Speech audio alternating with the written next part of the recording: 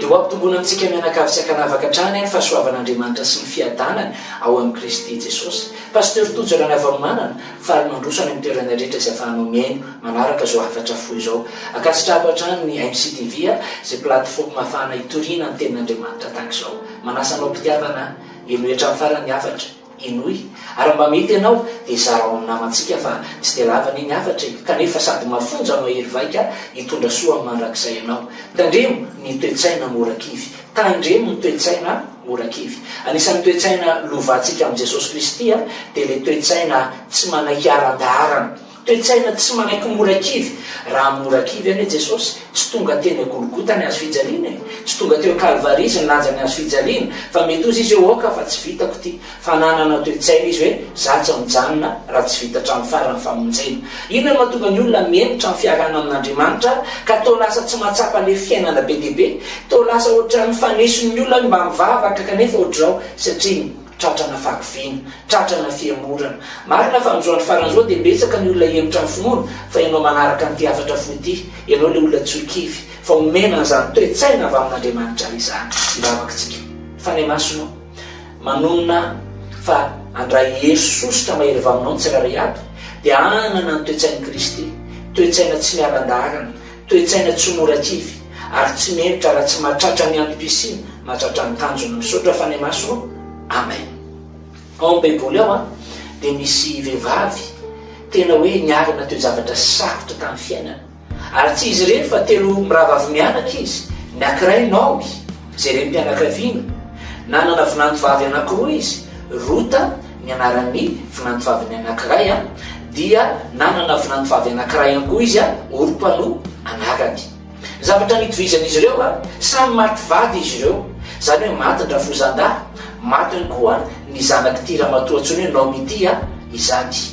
Teo anatrehan'izany toe-javatra makivy zany dia niemitra tamin'ny fanarahana ny Naomi Orpa.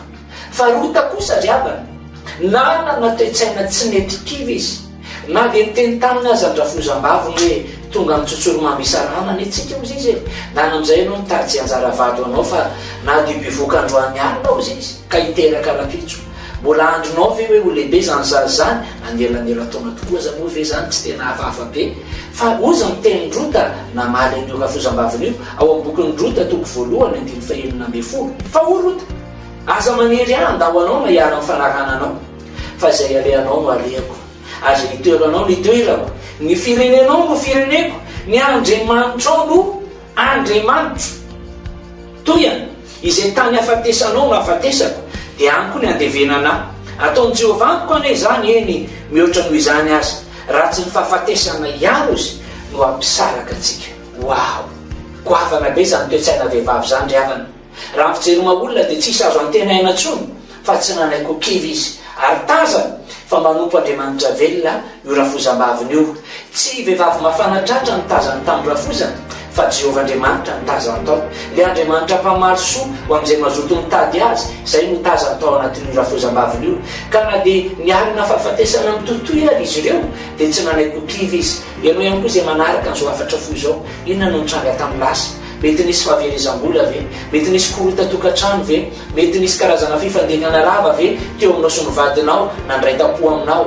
Aza manaiky aran-daharana, aza manaiky sarabazana, aza manaiky apiditra divorce, aza malaky loatra amin'izany manana ny toe-tsaina tao amin'ny ity vehivavy intsony hoe Rota ity dia tsy morakivy, tsy mialan-daharana na inona mitranga fa mino foana izy fa misy lalaka ivoahana ao aloha ao. Mahafinaritra indrindra dia izao, raha mamakytsika ny tantaram-pirazanan'i Jesosy, lasa tafiditra tao anatin'ireo tetiarana ny poiran'i Jesosy Kristy io Rota io. Za dia mitsodramo amin'ny olona tsy manaiko kivy amoaka taranaka-pandresy ianao isy fiainana be dia be ihany koa olo avy amin'ny taranaka ao avy aminao. Ary zasy ianao raha tsy manaiko kivy dia andova fiainana mandrakizay. Iona sy tsenan'i Jesosy eny amin'ny rao lanitsika. Raha iso ny osy fofany masina, raha iso ny herin'Andriamanitra, manana ny toe-tsaina tsy morakivy, marina fa fiainana be dia be, zavatra mahakivy, resadresaka ataon'ny olona mahakivy, ao aza ny tena mety mampatezitra fa zasy ianao isafidy sady tsokivy ny tsy tezitra fa hiazakazaka hatramin'ny fakany dia nilasanao tsy resy hoavinao.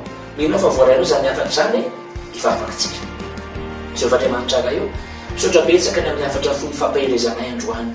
Manonona manokana mety misy namanay ny ambadika any nanaraka nyzo afatra zao tena tojo fakiviny, ao ny mety tojo fahasopanantenany fa androany natanjahany teninao indray izy, nomeny teninao indray izy tompo fafahana mitraka dia aloatra ny mpandresy andova fiainana mandrakizay ary sitraka fiainana be lehibe. Amen.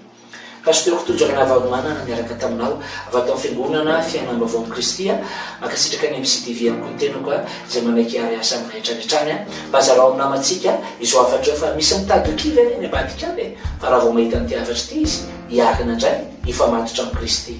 Tahin'Andriamanitra daholo tompoko.